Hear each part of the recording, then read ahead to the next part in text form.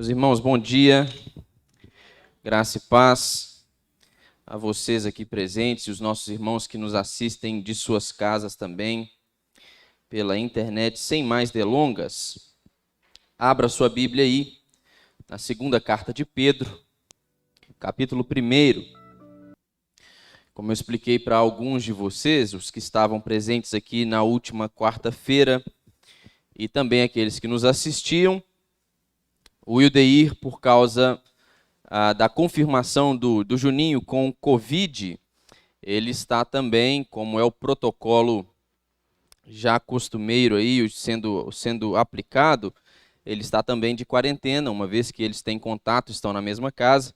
Então ele que normalmente reveza comigo aqui essas oportunidades para poder lecionar e pregar, ele só retorna no dia 15.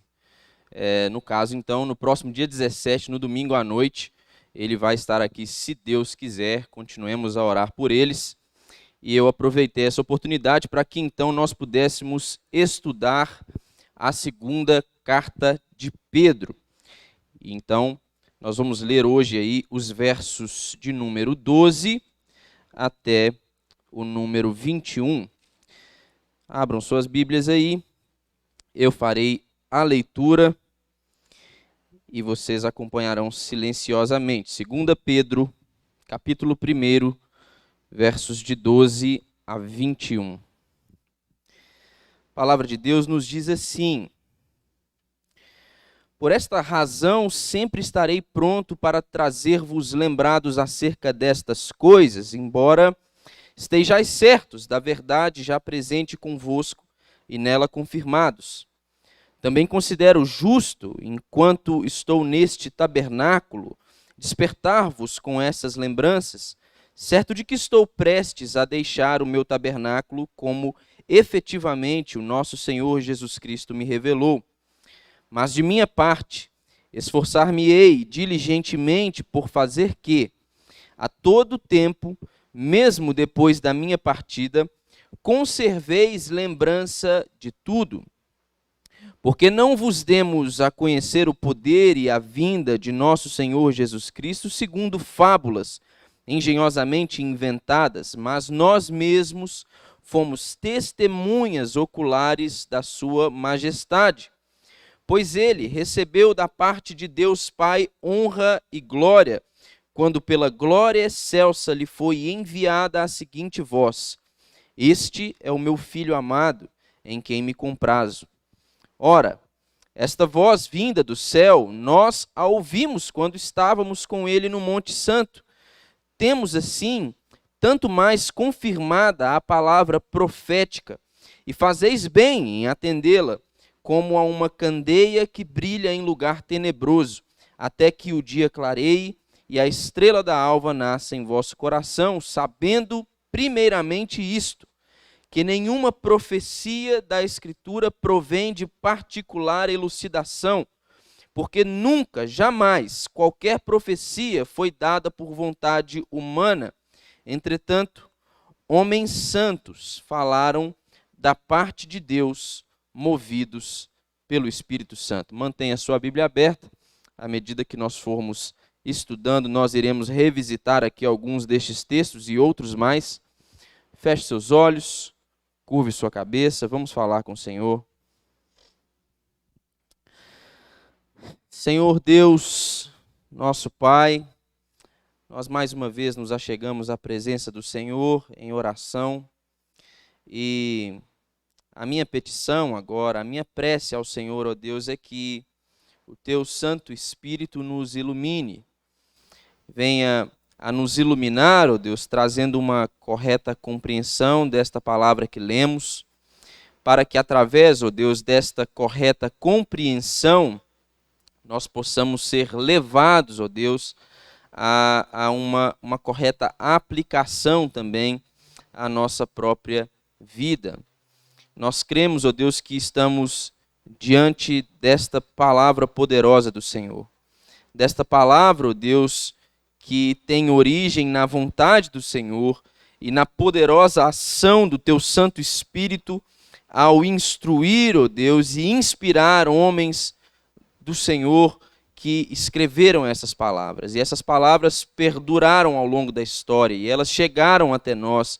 E embora fossem muitos, ó Deus, incontáveis as tentativas de fazer com que ela viesse a se calar, a poderosa mão do Senhor, ó Deus, a manteve fiel a se cumprir, ó Deus, e sempre indo aos corações daqueles eleitos do Senhor. Por isso nós louvamos o teu nome, ó Deus, porque o Senhor nos deu esta poderosa lâmpada para iluminar o nosso caminho e rogamos ao Senhor, ó Deus, que o teu Espírito nos ilumine, que este texto, ó Deus, que foi lido possa nos servir para a instrução por esta manhã e que, em nome de Jesus, o teu Filho, ó Deus, nós possamos sair daqui com as nossas mentes e os nossos corações renovados para a glória do Senhor, em nome de Jesus.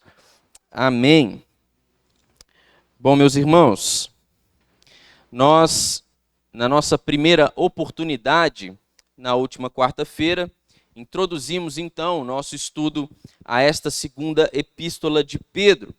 E nós vimos aí alguns fatos introdutórios dessa segunda epístola, tais como autoria, data e ocasião, o público-alvo desta carta, os motivos que levaram o apóstolo Pedro a escrever essa carta, e passamos também por uma breve exposição ali daqueles 11 primeiros versículos, tendo compreendido um pouco acerca do panorama em que essa carta foi escrita, e desses 11 versículos nós chegamos até então esses versículos que nós lemos. Nos primeiros versículos que nós abordamos na última quarta-feira, nós vimos ali que Pedro, como resposta ao falso ensino, ele oferece aos cristãos uma palavra que os estimule, que os encorajem a progredirem na sua fé, não somente na compreensão da sua fé, mas também na prática desta fé. Pedro, então, ele vai elencar uma série de qualidades que são comuns àqueles que obtiveram fé igualmente preciosa em Cristo Jesus.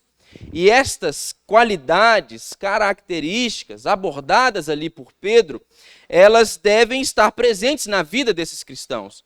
E eu fiz questão de usar com vocês aqui a analogia do próprio Cristo Jesus em Mateus 7, quando ele nos fala acerca do conhecimento da árvore se dá através dos frutos que ela produz. O que Pedro estava ensinando é que um verdadeiro cristão necessariamente haveria de produzir aquelas qualidades ali por ele mencionadas. E não somente isso, Pedro ele quer encorajar e estimular os crentes a progredirem na sua compreensão da fé e também na sua prática e no pleno conhecimento de Cristo Jesus, mas ele tem uma outra grande verdade para poder nos falar naqueles versículos, que o Senhor mesmo proveu todos os recursos necessários para poder tornar esse crescimento espiritual e esse progresso um meio de dar segurança aos cristãos e um meio dos cristãos conseguirem alcançá-lo. E agora nós entramos nesses outros versos que nós lemos aqui, e Paulo dá razões para poder destacar essas coisas, Pedro dá razões para poder destacar estas coisas que ele já havia ensinado. E aí, nesses versos seguintes, Pedro explica em detalhes o porquê que ele acha que é necessário escrever exatamente dessa forma. Para Pedro, os crentes precisam de lembretes constantes da importância desse progresso espiritual. E Pedro sabe, conforme nós abordamos também na nossa primeira oportunidade, que ele já não tem muito tempo de vida. E ele, como uma testemunha ocular daquilo que Jesus fez e ensinou, ele quer aqui ressaltar que a fé que nós compartilhamos, ela está plenamente fundamentada nos fatos da história.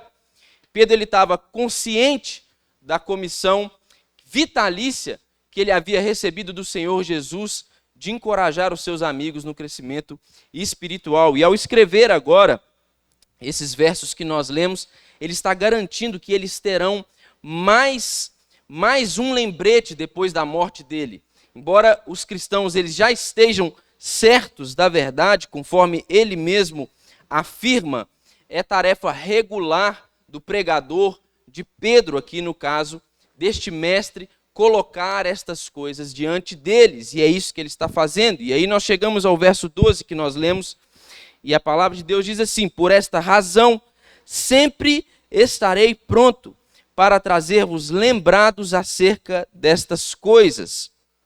E aqui nós precisamos já parar para poder compreender algumas coisas. Primeiro, meus irmãos, esses temas gêmeos, fé e obras, graça, esforço, eles não eram novos aos cristãos primitivos. E era justamente sobre isso que Pedro estava falando nos versos anteriores. E embora esses temas não fossem novos a esses cristãos, a esses leitores de Pedro, embora havesse neles uma certa compreensão acerca destes temas, da questão concernente à graça, à fé e às obras, à graça e o esforço, Pedro ele via que era necessário trazer-vos lembrados acerca destas coisas. Primeiro, especialmente, porque nessa presente situação aqui, em que Pedro está a escrever a estes leitores, a graça de Deus ela estava sendo usada como um pretexto para licenciosidade. A graça de Deus nesse tempo, especialmente no contexto destes leitores para quem Pedro está escrevendo, ela era um pretexto para que eles pudessem viver de qualquer maneira. Abra sua Bíblia aí no capítulo 2, desta segunda epístola de Pedro, no verso 19.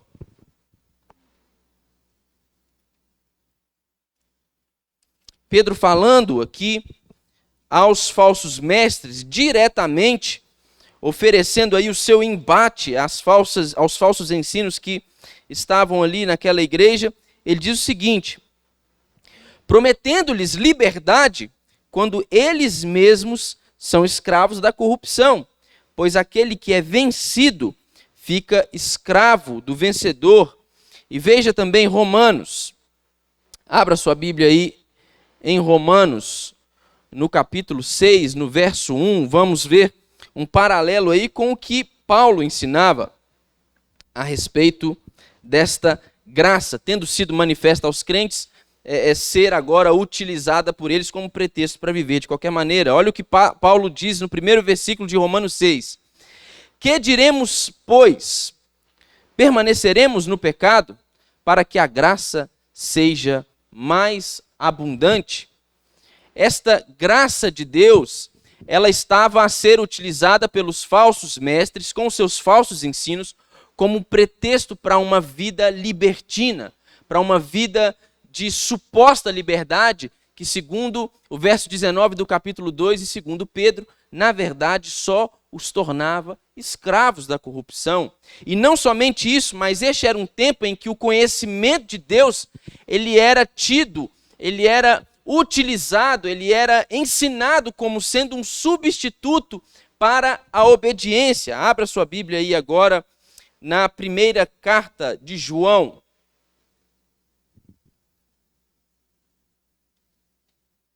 Verso de número 2, capítulo de número 2, verso de número 4. 1 João, capítulo 2, verso 4. Veja o que João está dizendo aí. Aquele que diz, eu o conheci, e não guarda os seus mandamentos, é mentiroso, e nele não está a verdade. Em um tempo onde a graça de Deus era tida como pretexto para a licenciosidade, e o conhecimento de Deus como um substituto para a obediência, essa palavra de João tem algo muito sério para poder nos ensinar. Aquele que diz conhecer o Senhor e não guarda os seus mandamentos é, na verdade, um mentiroso. Portanto, o conhecimento de Deus não é um substituto para a obediência. É necessário que nós nos mantenhamos firmes no propósito de obedecer os mandamentos que nos foram dados pelo Senhor. Por isso, Pedro ele está aqui vendo a necessidade de trazer-vos lembrados acerca destas coisas. Embora vocês já saibam disso, Embora esse tema não seja novo para vocês, é preciso que eu os lembre dessas coisas novamente. E ele continua nesse verso de número 12 que nós lemos, dizendo assim: embora estejais certos da verdade já presente convosco e nela confirmados. E à primeira vista aqui é um pouco surpreendente que Pedro se dirija aos seus leitores como estando certos da verdade e que já estava com eles ali e nela confirmados. Com base naquilo que nós já lemos aqui nessa carta e com aquilo que, querendo Deus, nós iremos ler também posteriormente e estudar nas próximas oportunidades, fica muito evidente que a vida destes crentes aqui, destes leitores dessa carta de Pedro, do público-alvo dessa carta, ela deixava muito a desejar. Vai ficar evidente para nós aqui que o proceder deles não era nem um pouco admirável. Mas mesmo assim, Pedro se refere a estes crentes como cristãos estabelecidos. Embora o proceder desses crentes não fosse de modo algum admirável, eles eram cristãos estabelecidos. Tomem como exemplo aí a situação em que Paulo escreve a sua primeira carta aos Coríntios. O relato das Escrituras é que após a partida de Paulo de Corinto, a igreja começou a desenvolver ali uma série de problemas graves. Eles tinham ali contendas, divisões, equívocos sobre os sacramentos, falta de ordem nos cultos, heresias teológicas e extremos de complacência moral e asceticismo que infestavam ali aquela congregação. Era para aquele povo que Paulo estava escrevendo a sua primeira epístola aos Coríntios.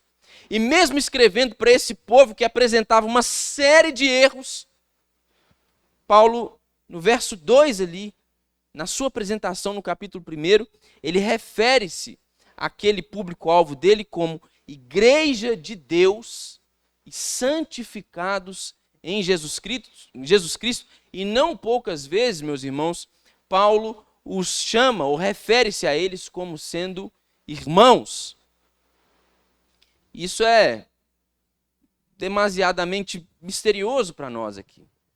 Como que existe a necessidade de você afirmar palavras como essas para pessoas que já conhecem essas coisas e que, já conhecendo estas coisas, ainda assim procedem de modo incorreto ante ao mandamento de Deus? Essa é uma questão que nós precisamos pensar a respeito dela. A questão aqui, meus irmãos, diz respeito à facilidade. Isso significa para nós que há uma facilidade muito grande que, embora cristãos salvos, tendo conhecido ao Senhor, há uma enorme facilidade de que nós venhamos a incorrer em pecado sério. Nós podemos pecar. E é por isso que nós devemos estar constantemente vigilantes. E é por isso que Pedro via a necessidade de constantemente ensinar essas coisas. Embora eles estivessem cientes dessas coisas, embora eles estivessem confirmados nestas coisas, ele precisava revisitar essas palavras, voltar, lembrar-vos dessas coisas, para que eles pudessem continuar, prosseguir perseguindo a santidade. Quando ele usa o termo confirmados aqui também, pode haver um emprego mais pungente. Pode ser que Pedro estava querendo cutucar ali aquela igreja. Ele quando diz que eles estão confirmados, ao descrever ali esses crentes hesitantes e vacilantes, Pedro ele está se utilizando do mesmo termo, a mesma palavra que Jesus empregou a respeito dele em certa situação inesquecível. Abra sua Bíblia aí, no livro de Lucas.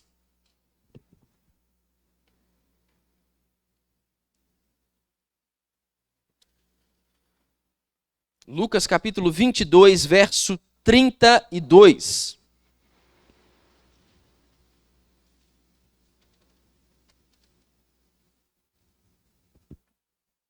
Lucas capítulo 22, verso 32. Jesus dirigindo-se a Pedro. Eu, porém, roguei por ti para que a tua fé não desfaleça.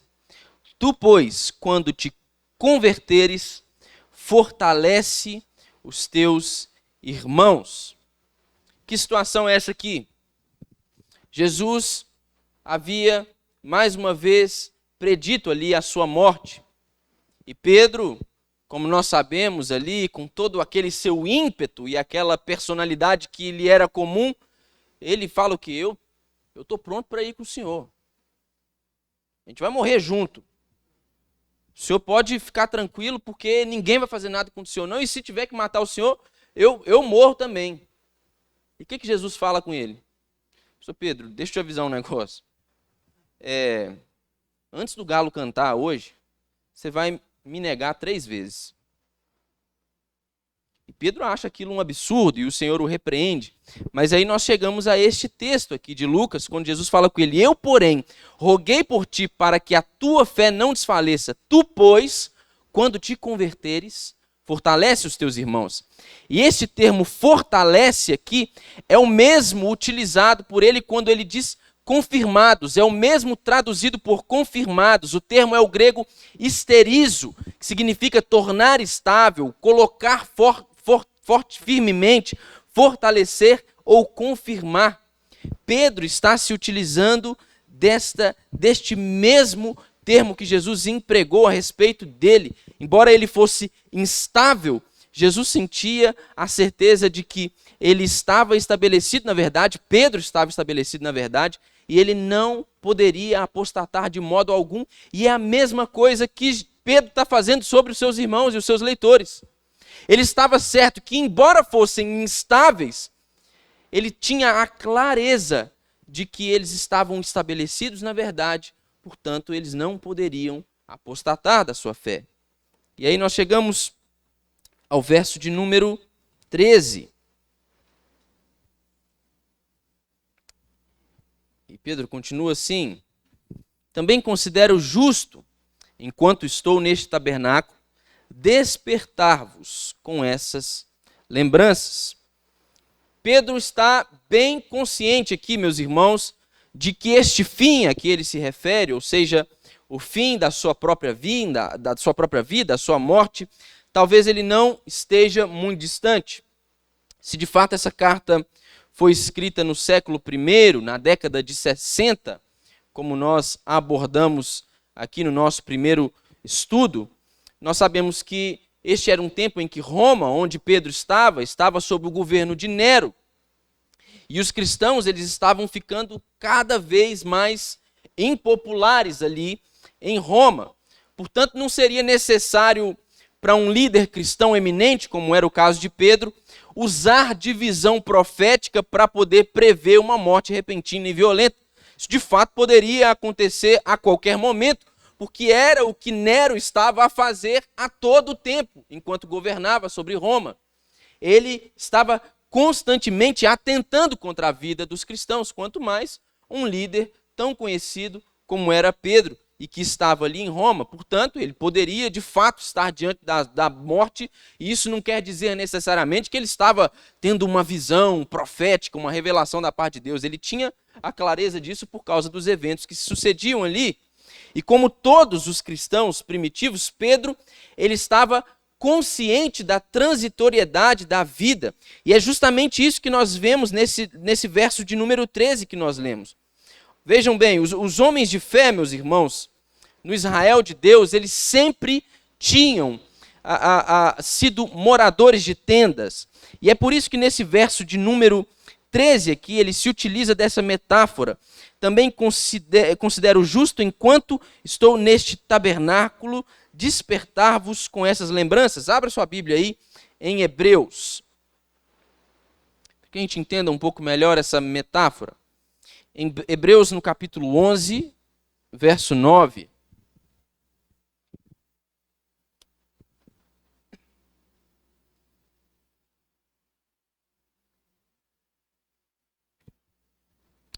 Pela fé, peregrinou na terra da promessa, é o autor referindo-se a Abraão. Pela fé, peregrinou na terra da promessa como em terra alheia, habitando em tendas com Isaque e Jacó, herdeiros com ele da mesma promessa. Agora abra sua Bíblia aí na segunda carta de Paulo aos Coríntios. Segunda carta de Paulo aos Coríntios, capítulo de número 5, verso 1.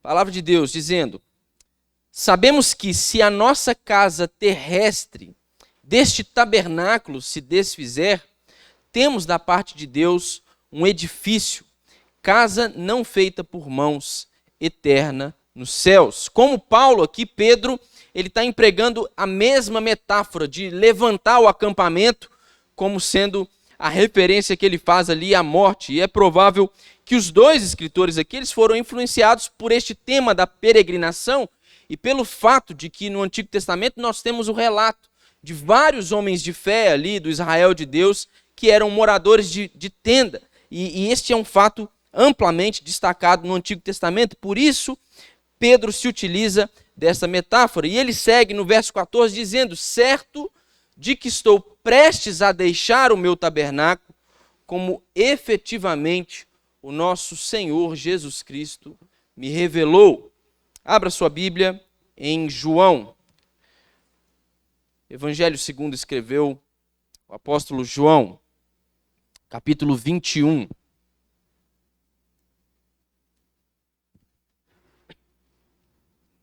Nós leremos os versos 18 e 19. João 21, 18 e 19.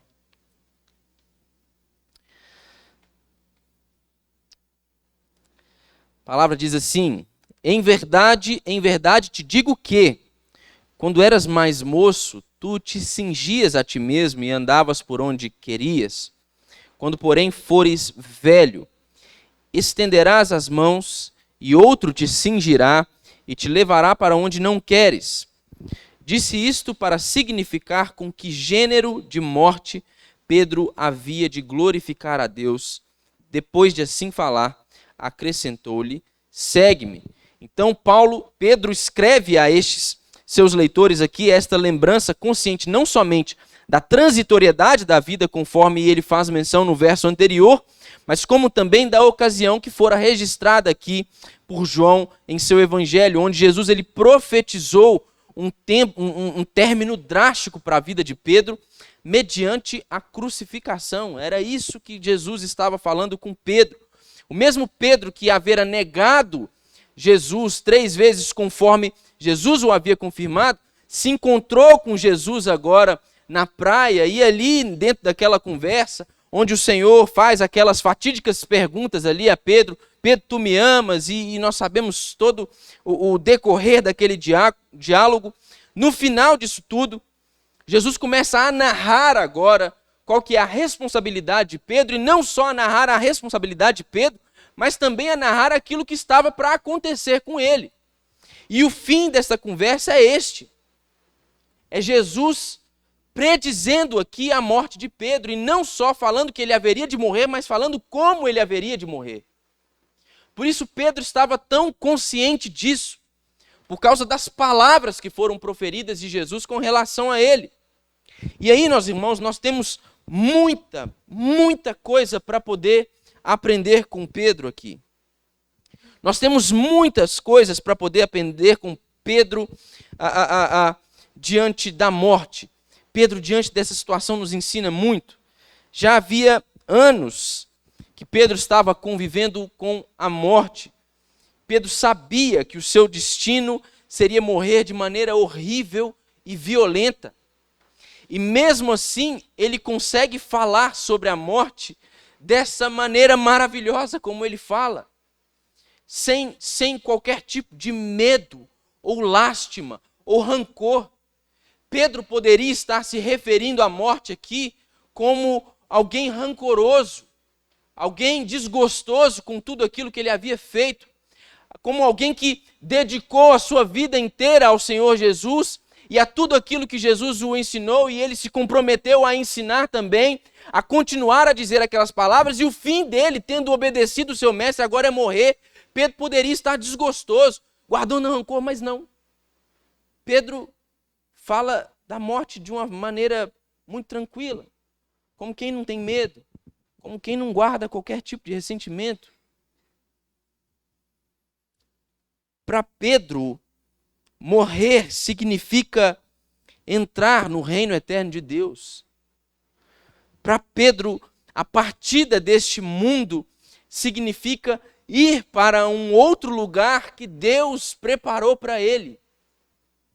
Para Pedro, morrer significa deixar de lado a tenda que ele habitava anteriormente como um peregrino, ou seja, como gente que não pertencia a este mundo ou a esta vida.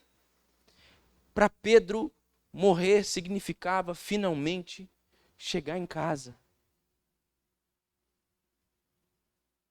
E mesmo diante da morte, Pedro se mantém resoluto na sua comissão de fortalecer os seus irmãos. Mesmo estando certo de que ele estava para morrer, ele mantém-se firme. E ele continua no verso 15. Mas de minha parte, esforçar-me-ei diligentemente por fazer que, a todo tempo, mesmo depois da minha partida, conserveis lembrança de tudo. E é tendo em vista as palavras de Jesus, estas palavras que o haviam anunciado à sua própria morte, que Pedro está tão ansioso para poder realizar essa obra de estabelecer os cristãos por meio de lembranças contínuas. E é justamente isso que ele está fazendo, trazendo estas verdades à tona mais uma vez, fazendo com que esses leitores revisitem essas verdades, sejam lembrados dessas coisas. Pedro, ele quer garantir que depois da sua morte, estes leitores, estes crentes, eles terão a todo momento em que desejarem se referir a estas lembranças, uma lembrança escrita e permanente por ele. E Pedro pode estar fazendo aqui tanto referência a esta carta que ele escreveu, como também Pedro pode estar fazendo referência ao seu desejo de fornecer a Marcos as informações em que ele fundamentou o seu evangelho. Nós sabemos que Marcos, ele era um escrivão que esteve com Pedro e que foi segundo a narrativa de Pedro que Marcos narrou o evangelho que nós temos na Escritura. Então, Pedro pode estar aqui fazendo referência a esta carta que ele acabara de escrever, ou então fazendo referência a essas informações que ele pretendia passar a Marcos para que ele escrevesse ali o seu evangelho.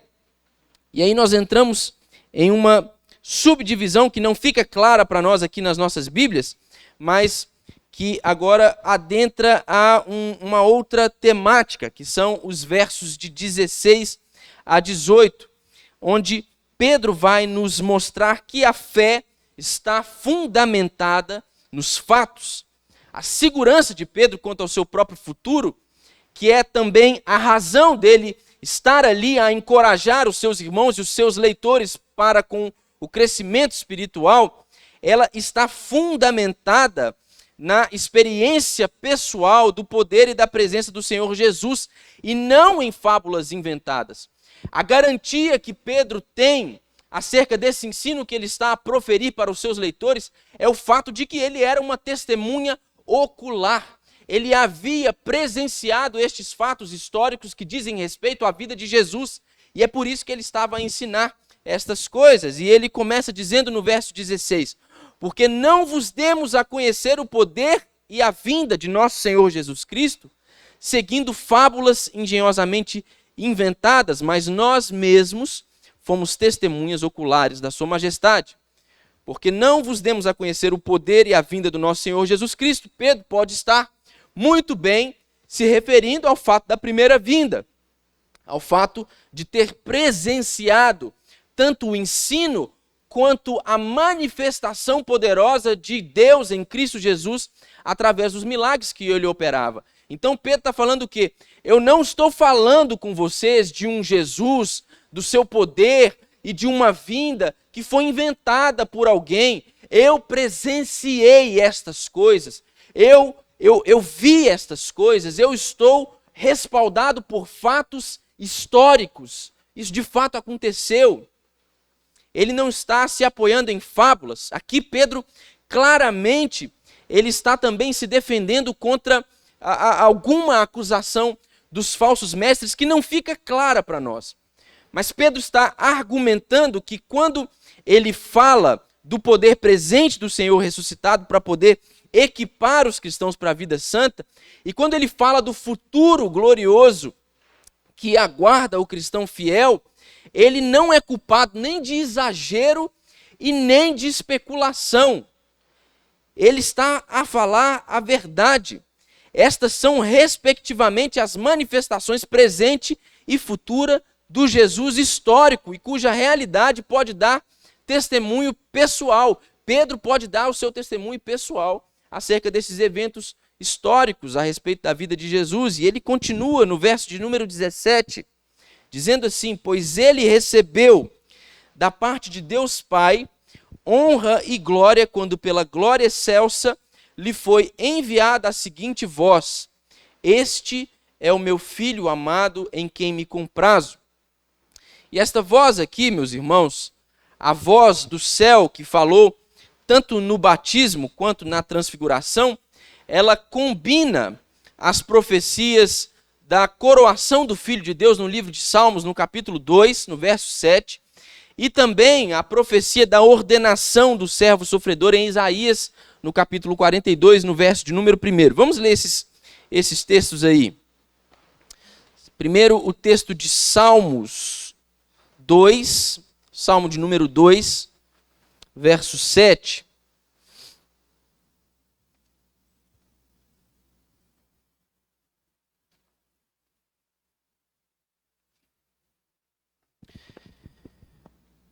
Veja bem: proclamarei o decreto do Senhor. Ele me disse: tu és meu filho, eu hoje te gerei.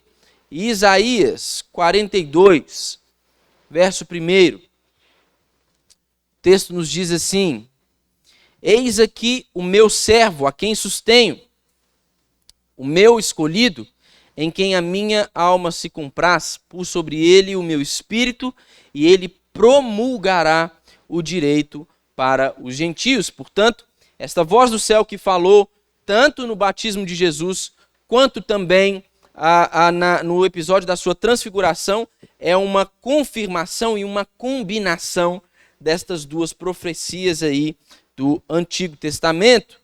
Veja agora o verso de número 18 do texto que nós lemos. Pedro diz assim: ora, esta voz vinda do céu, nós a ouvimos quando estávamos com ele no Monte Santo. Santo aqui, meus irmãos, e Pedro está fazendo aqui referência ao Monte da Transfiguração. E quando ele refere-se a este monte como Monte Santo, é preciso que nós entendamos que santo na Bíblia significa pertencente a Deus. E o monte, ele é santo exatamente como os profetas são santos e os apóstolos, segundo referidos pelo próprio Pedro no versículo 21 deste capítulo 1 que nós lemos, e também posteriormente no capítulo de número 3 dessa segunda carta, no verso 2. Estes profetas e apóstolos são santos assim como este monte, porque eles foram visitados por Deus. Como que Pedro aqui, meus irmãos, ele poderia deixar de considerar santo aquele monte, visto que foi justamente naquele monte que a glória divina de Jesus foi revelada a ele? O fato de Pedro referir-se ao monte como sendo santo diz respeito ao fato deles terem recebido esta visitação de Deus, essa manifestação gloriosa de Deus em Cristo Jesus naquele monte. E foi por esta razão que o monte onde Moisés se encontrou com Deus também foi chamado santo, segundo nós vemos lá no relato de Êxodo, no capítulo 3, no verso 5. E este mesmo termo foi aplicado às demais localidades do Antigo Testamento, onde Deus se revelou de alguma maneira. É justamente isso que Pedro está fazendo aqui. Então nós entramos na parte final deste texto que nós lemos e adentramos também em um outro tema. Pedro começa a defender aqui agora que a verdade, estas verdades que ele está as lembrando aos seus leitores, elas estão fundamentadas, elas são atestadas pela escritura profética. Estas verdades às quais Pedro se refere, as verdades que ele ensina, elas são confirmadas, atestadas pelas escrituras proféticas. Os eventos aos quais Pedro se referiu, eles eram considerados, meus irmãos, pelos apóstolos como um cumprimento extraordinário do Antigo Testamento. Veja como exemplo aí o texto de Mateus. Abra sua Bíblia no Evangelho de Mateus, capítulo de número 2. Verso de número 5 e 6. Mateus 2, versos 5 e 6.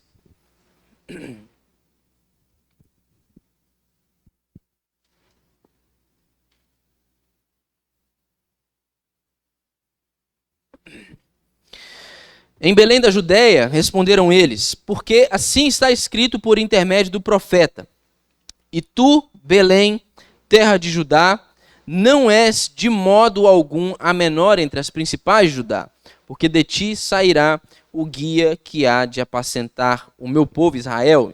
Estas palavras, portanto, as quais Pedro ensinava, era para eles como um cumprimento extraordinário do Antigo Testamento, e o próprio Jesus tinha destacado isso para eles. Abra sua Bíblia aí, eu tenho mais alguns textos aqui, mas abra no texto do Evangelho de João. Vamos ler o texto de João, capítulo 5, verso 39. Jesus destacando estas verdades para eles.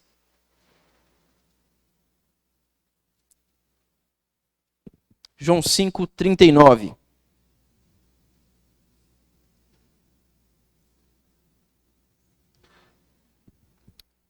Jesus dizendo assim: examinais as Escrituras, porque julgais ter nelas a vida eterna, e são elas mesmas que testificam de mim. Portanto, os apóstolos reputavam tais verdades às quais Pedro se refere como cumprimento extraordinário do Antigo Testamento, e o próprio Jesus havia confirmado estas palavras, e Pedro agora tinha ressaltado isso na sua pregação. Nós vamos ver o relato disso no seu sermão, nos versos 25 a 36 de Atos 2, e também em Atos, no capítulo 3, nos versos 22 a 24. Mas nós vamos seguir aqui no nosso texto, e o verso 19 diz assim: temos assim, tanto mais confirmada a palavra profética, e fazeis bem em atendê-la, como a uma candeia que brilha em lugar tenebroso, até que o dia clareie e a estrela da alva nasça em nosso coração. A luz, meus irmãos, ela é um conhecido retrato para nós aqui das Escrituras, assim também como o mundo, ele é conhecido como um lugar tenebroso. Pedro está aqui a fazer uma referência ao dia da volta de Cristo, que vai trazer alegria e luz ao coração dos seus eleitos. É justamente o que ele está fazendo. Ele refere-se à palavra de Deus como sendo luz em um lugar de trevas e aponta para o grande dia da vinda de Cristo Jesus. E ele segue nos versos 20 e 21, dizendo assim: sabendo primeiramente isto, que nenhuma profecia da Escritura provém de particular elucidação, porque nunca jamais qualquer profecia foi dada por vontade humana. Entretanto, homens santos falaram da parte de Deus, movidos pelo Espírito Santo. E esses versículos aqui, meus irmãos, eles são de grande importância para a nossa compreensão de como as Escrituras vieram até nós. É comum que, ao lermos estes versos de número 20 e 21 aqui do primeiro capítulo de 2 Pedro, nós sejamos levados a abordar o tema da correta interpretação das Escrituras. Porém, não é isso que Pedro está fazendo aqui. Pedro está fazendo uma referência à origem das Escrituras.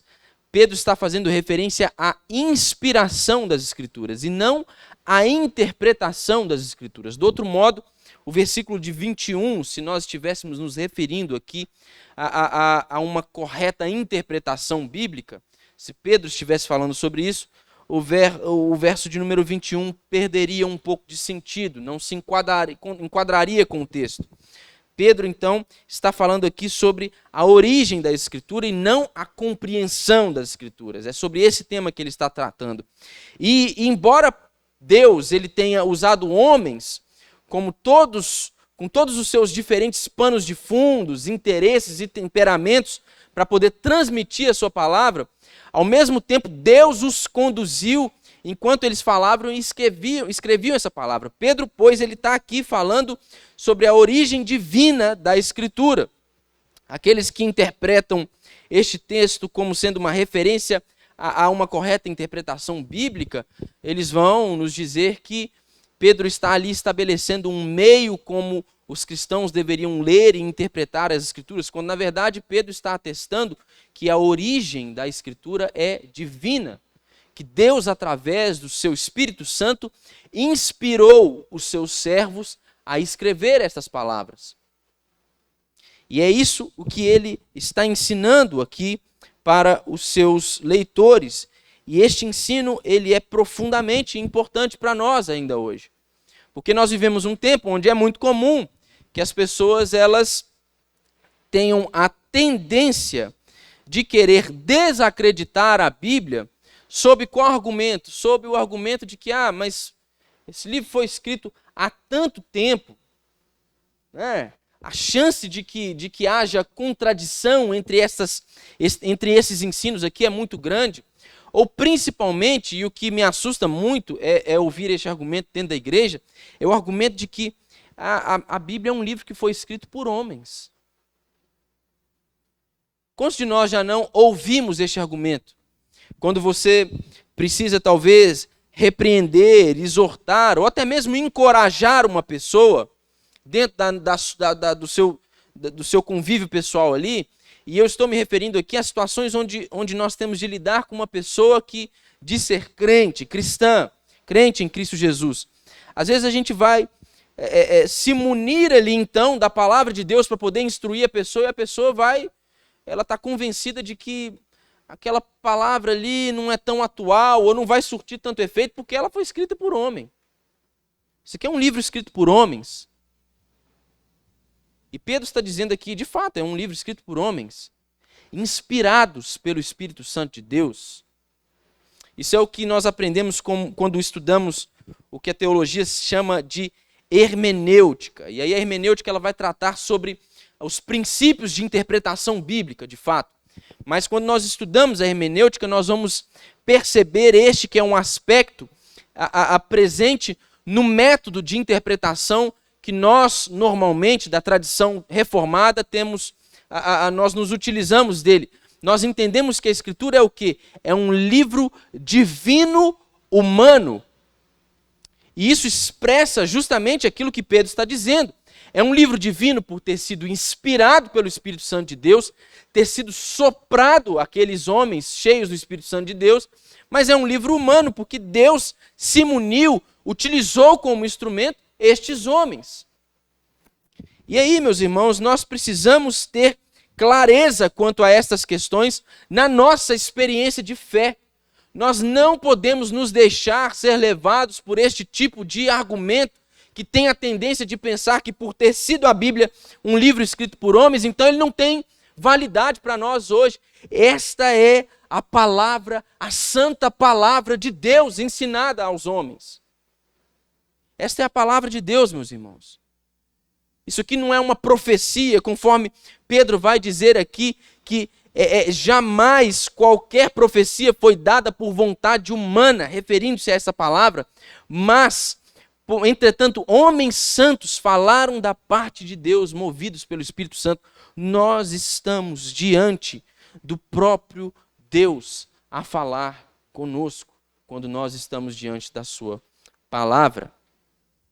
E aí nós temos algumas aplicações que nós precisamos tirar para nós deste texto, meus irmãos, que nós lemos. Todo este texto que nós lemos aqui em 1 Pedro. E a primeira aplicação que eu tiro aqui para nós diz respeito aos primeiros versos que nós lemos. Logo ali os versos de número 12 e 13, quando Pedro está a fazer referência a um tipo de esquecimento dos seus leitores dessas verdades fundamentais. Por isso, Pedro escreve a eles com o intuito de lembrar-vos acerca destas coisas. Este esquecimento, meus irmãos, referido aqui pelo apóstolo Pedro, que às vezes é até mesmo um esquecimento deliberado do coração humano, esse esquecimento que nos faz saber que uma das funções principais de um ministro cristão deve ser conservar estes fatos básicos da verdade e da conduta cristã sempre diante das mentes das congregações. É isto o que Pedro está a fazer e a nos ensinar aqui nestes versos. Quando eu estou aqui com a responsabilidade de ensinar ou de falar-lhes acerca da palavra de Deus, esta deve ser a preocupação do meu coração e isso deve tomar a minha mente. A minha preocupação tem que ser sempre a de tornar estes fatos básicos que dizem respeito não somente à verdade de Deus, mas também como a conduta dos cristãos, sempre diante de vocês. Mas para que eu faça isso, é preciso que estes fatos básicos, essas verdades base da nossa fé, estejam antes diante de mim. Eu preciso ser exposto a essas verdades. Este é o papel e a tarefa de um ministro cristão, mas é também uma tarefa de cada cristão. Como é, meus irmãos, que nós nos damos a conhecer a nós mesmos? Como é que o Senhor nos ensina a conhecer a nossa condição e a nossa própria posição diante dele? Não é através de lançar o nosso olhar para a Escritura e comparar então o padrão estabelecido por ela com o padrão que tem regido a nossa própria vida? Nós precisamos nos lembrar destas verdades constantemente para o progresso na nossa fé. A preocupação de Pedro de trazer a lembrança aos seus leitores essas doutrinas que já eram conhecidas por eles demonstra o que deve se tornar essa preocupação nossa também. É preciso que nós tenhamos clareza disso, meus irmãos. Nós não estamos prontos. Paulo tinha esta mesma consciência. Quando ele, em Filipenses, ele dizia que prosseguia para o alvo. Ele prosseguia para poder alcançar o prêmio, que ele refere-se como sendo o próprio Jesus Cristo. E ele está falando sobre o seu progresso em um estilo de vida, em um modo de conduta que seja condizente com a vida de um cristão de fato. E ele usa o termo perfeição para poder demonstrar esse estilo de vida que nós devemos perseguir. Mas depois de Paulo falar sobre isso, ele vai iniciar lá uma parte do capítulo 3 dizendo assim, dizendo ter a consciência de que ele não havia alcançado estas coisas, ele não havia alcançado essa perfeição, mas ainda assim ele seguia adiante, ele perseguia esta perfeição. E é preciso, meus irmãos, que constantemente nós sejamos levados à contemplação dessas verdades básicas e desses temas que compõem a base fundamental da nossa fé, para que essas verdades, elas sendo revisitadas, elas venham a nos despertar a um modo de vida perseverante em busca do pleno conhecimento de Cristo Jesus. Do outro modo, não sendo desse jeito, não há como, meus irmãos, nós permanecermos firmes. É preciso que estas verdades básicas nos sejam apresentadas constantemente.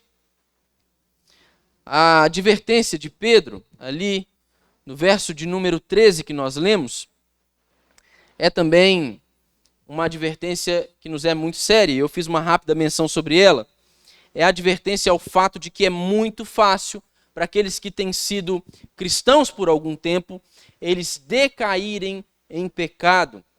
Ou seja, meus irmãos, não existe uma salvação para nós ou uma salvaguarda contra este fato de que nós podemos incorrer em pecado sério, senão o viver constante diante de Deus, o viver em contato constante com o nosso Senhor e Salvador. É isso que Pedro estava ensinando. Pedro dizia que eles estavam confirmados naquelas palavras, mas ele estava a lembrar-lhes aquelas coisas, aquelas verdades fundamentais, porque eles estavam vivendo de um modo que não era condizente com a vontade de Deus, com o padrão estabelecido por Deus. Embora fossem cristãos. Então, o que nós devemos fazer e como isso nos ensina? Esse texto nos ensina a sermos vigilantes, meus irmãos. Nós precisamos ser vigilantes. Do outro modo, nós iremos cair. Nós iremos cair. Isso fatalmente vai nos acontecer. Nós iremos incorrer em pecado. Somente a nossa sujeição total ao Senhor é que é capaz de guiar-nos no pleno desenvolvimento da nossa salvação, e salvação esta que há de ser consumada no grande dia da vinda de Cristo Jesus. Mas até este grande dia nós temos de perseguir a santidade, meus irmãos. E a santidade se persegue através do avanço, da progressão no nosso pleno conhecimento de Cristo Jesus. Nós conhecemos a Deus revelado em Cristo Jesus na sua palavra e nós nos relacionamos com Ele através daqueles meios de graça que Ele nos disponibiliza, através da oração, de uma vida devocional constante com o Senhor. Nós precisamos ser vigilantes e nos preocuparmos com essas coisas. Do outro modo, nós iremos viver em conformidade com o que viviam aqueles leitores de 2 Pedro, dessa carta de 2 Pedro. Um modo de vida não condizente com o modo estabelecido com Deus, com o padrão estabelecido por Deus para que um cristão viva. Nós precisamos perseguir a santidade. Outra aplicação para nós diz respeito ao fato de que Pedro nunca poderia se esquecer da comissão que o seu Senhor havia designado a ele. Vocês lembram o texto que nós lemos lá em Lucas 22? O que Jesus diz a Pedro: quando te converteres, fortalece os teus irmãos. Pedro, ele está resoluto no sentido de continuar com a sua comissão até o fim dos seus dias. E é isso que ele está fazendo nessa carta. E qual a aplicação que eu tiro para nós aqui deste texto? É que, assim como esta comissão foi designada a Pedro, ela também nos é designada hoje, pela palavra de Deus. Fortalecer os seus irmãos não é tarefa somente do pastor, do evangelista, do presbítero. Essa deveria ser uma tarefa de todo o crente. Isso é o que Jesus está a falar para nós hoje. Fortalece os teus irmãos. Fortaleça os teus irmãos. E como que nós fazemos isso, meus irmãos? Nós fazemos isso por meio da construção e do estabelecimento de relacionamentos redentivos, que visam despertar uns aos outros ali com as verdades da palavra de Deus, conduzindo uns aos outros a um modelo de vida santa que seja agradável ao Senhor.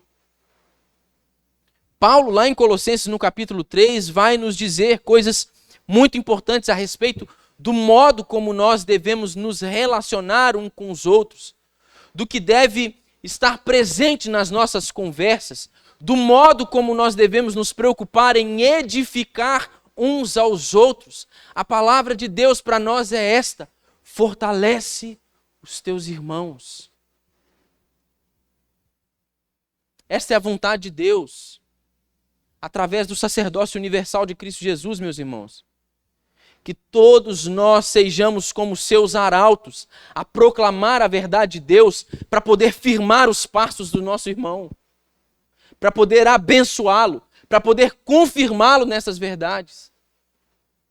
Nós não podemos assistir à decadência da nossa comunidade, ou dos nossos irmãos, ou a incorrência de um dos nossos irmãos em pecado, ou os seus atos insurgentes, ou a sua falta de sabedoria, e lidarmos com isso de uma forma como quem pouco liga para isso, ou como quem não tem responsabilidade nenhuma para com aquele irmão. Nós temos uma responsabilidade, meus irmãos, de fortalecermos uns aos outros, de abençoarmos uns aos outros, de cuidarmos uns dos outros. Pedro não estava a fazer isso simplesmente porque ele era um apóstolo, um mensageiro designado e comissionado pelo Senhor, não. Pedro estava fazendo isso porque esta era a tarefa dele como um cristão, como alguém que havia conhecido o Senhor Jesus. A palavra de Deus para nós é esta: fortalece os teus irmãos. Outra aplicação, meus irmãos, diz respeito aos versos finais aí que nós lemos. Durante toda a nossa vida nós estamos peregrinando neste mundo de trevas, mas Deus graciosamente nos forneceu uma lâmpada, as Escrituras. E se nós, meus irmãos, prestarmos atenção a elas para a nossa repreensão, advertência e encorajamento, nós então andaremos seguros. Mas se nós negligenciarmos a palavra de Deus, nós então seremos engolidos pelas trevas. A palavra de Deus deve guiar os nossos passos, meus irmãos, e não outra coisa qualquer. E me assusta que no nosso tempo e que nos nossos dias, tantos crentes apoiam-se em quaisquer outras coisas que os possa fornecer uma segurança passageira, mas negligenciam o conselho da Escritura. A Escritura é o que determina o modo como nós devemos proceder, como nós devemos caminhar, como nós devemos nos relacionar com o Senhor. É a Escritura que determina aquilo que se pode conhecer de Deus. Como então eu posso me agarrar a qualquer outra coisa que não seja esta santa palavra? O decurso inteiro, meus irmãos, da nossa vida deve ser governado pela palavra de Deus. Nós devemos ser governados por essa palavra. E por fim, a última aplicação, que diz respeito também aos últimos versos que nós lemos, nós temos, Deus, meus irmãos, a evidência de que Deus falou na língua dos homens. O antigo judaísmo e os pensadores gregos, eles viam a inspiração profética como uma espécie de possessão ou êxtase divino. Eles acreditavam que a mente racional do profeta, quando ele era inspirado profeticamente, ela era substituída pela palavra divina ou por um outro estilo de fala ali. E os vários estilos literários dos diferentes profetas do Antigo Testamento nos indicam que esse não era exatamente o caso. Os profetas, eles não ficavam possessos de um espírito divino, eles não entravam em um êxtase divino. Os vários estilos literários nos provam que o profeta, mesmo inspirado pelo Espírito Santo de Deus, ele continuava a gozar das suas faculdades mentais e a utilizar o seu vocabulário humano. Por isso, meus irmãos, eu tenho esse entendimento de que Deus falou na língua dos homens. Deus nos comunicou a sua palavra através de homens inspirados pelo Espírito Santo, e é este mesmo Espírito Santo que inspirou estes homens, meus irmãos, que nos conduz na compreensão desta palavra. É este mesmo Espírito Santo que trabalha em nós e nos faz crescer na graça e no conhecimento de Cristo Jesus. Este mesmo Espírito Santo que em outros tempos inspirou os profetas para nos escrever essa palavra, ele agora nos confirma estas palavras e nos faz andar segundo a vontade de Deus. Vejam que maravilha, meus irmãos. Vejam que maravilha. Deus falou com os homens e falou na língua dos homens. E veja que maravilha maior ainda para nós hoje. Deus continua a falar aos homens. Deus continua a falar aos homens pela sua palavra, que não provém de particular elucidação, que não fora profetizada segundo vontade de homem, mas que fora inspirada pelo Espírito Santo de Deus. O mesmo Espírito que nos faz saber que Deus fala conosco ainda hoje. E esta é uma notícia maravilhosa demais para nós. É uma notícia maravilhosa demais para nós, porque nós precisamos ouvir o Senhor. Nós precisamos ouvir a sua voz. Nós precisamos das suas palavras. Em um tempo como este que nós vivemos, nós precisamos estar confirmados nestas verdades básicas,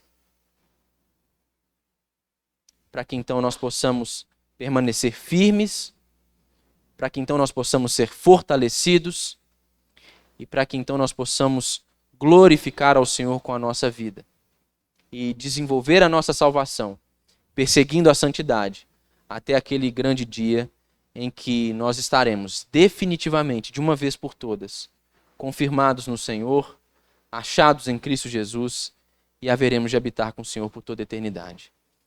Vamos orar?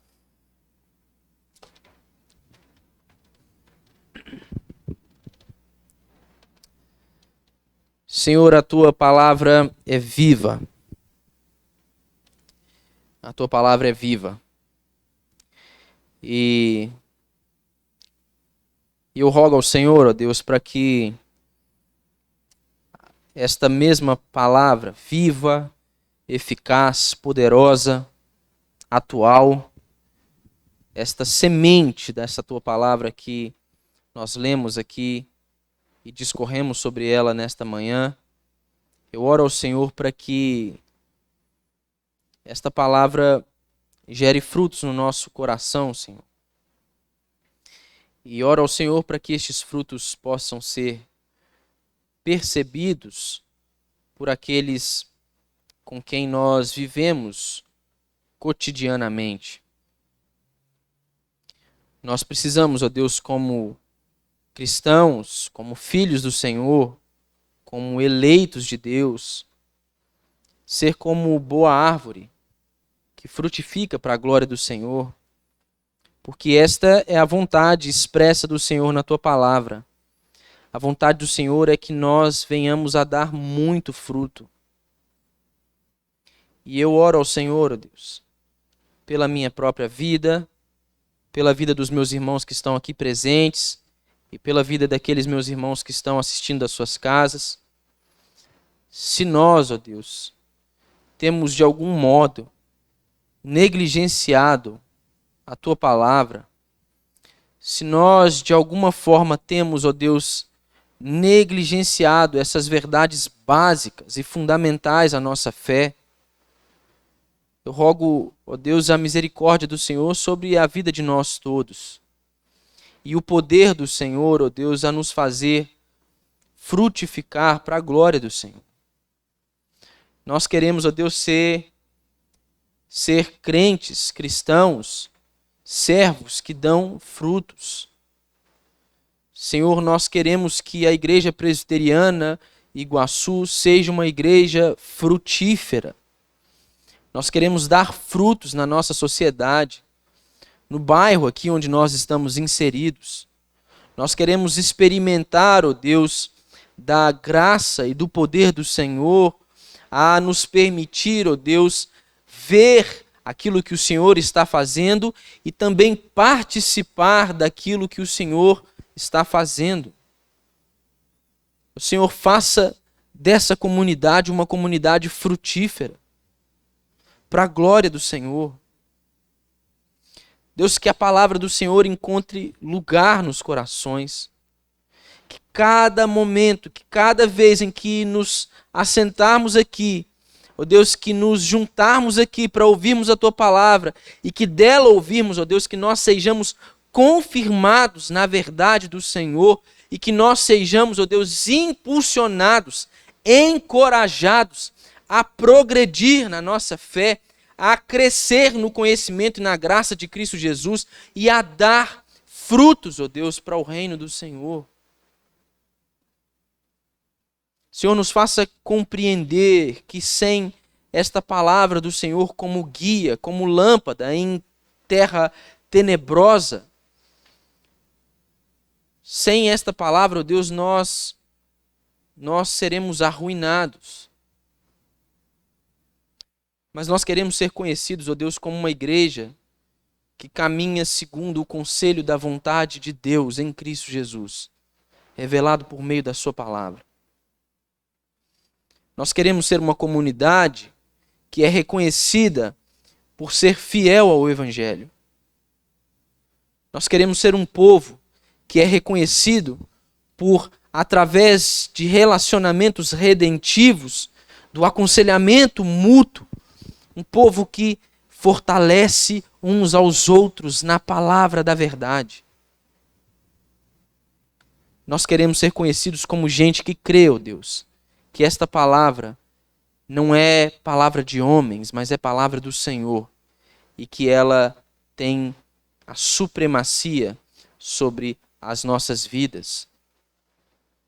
Nós queremos, ó Deus, ser reconhecidos como uma comunidade composta de crentes fiéis ao Senhor, fiéis à Tua palavra, que perseguem a santidade vigilantemente e que amam uns aos outros.